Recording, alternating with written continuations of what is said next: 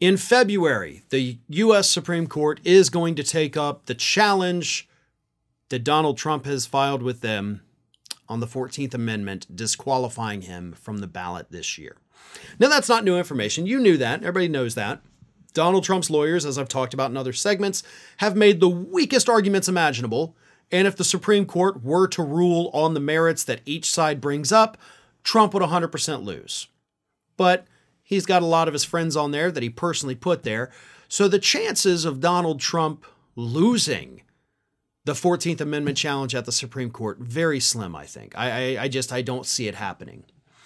But even if it doesn't happen, and definitely if it does happen, you have dozens of other Republicans across the country, some at the federal level, some at the state level, who are watching this very closely.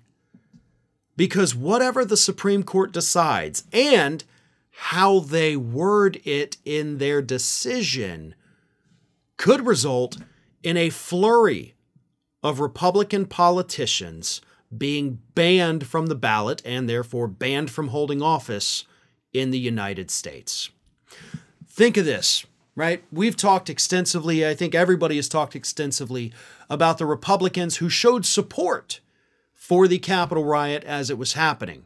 They showed support for Donald Trump's efforts to overturn the election. People like Scott Perry, people like Marjorie Taylor Greene, people like Fist of Solidarity, God, why is his name escaped? Josh Hawley. Sorry, lost the name for a moment. And plenty of others.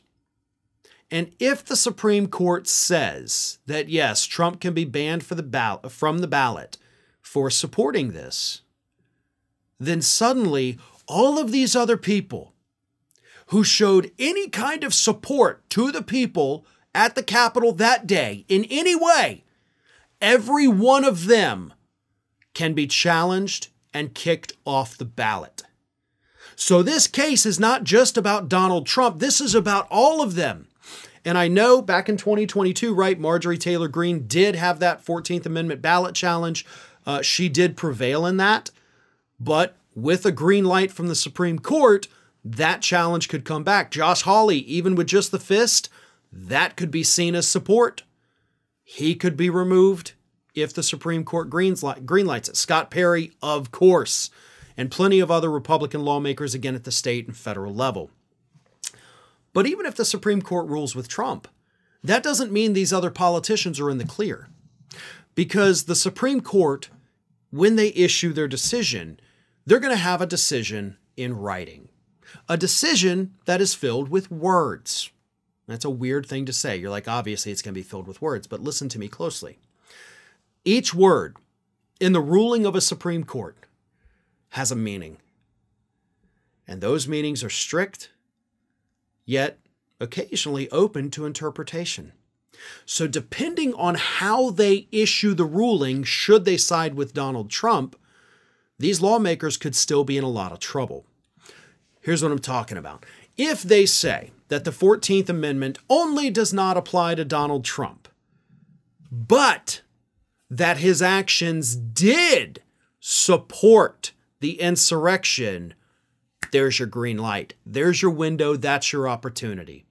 Now, if they rule that no, his actions did not rise to the level of support, therefore the 14th Amendment does not apply, even though, as president, he is subject to the 14th Amendment, that leaves the 14th Amendment untouched and leaves open the possibility that some of these other people's actions could be viewed as support.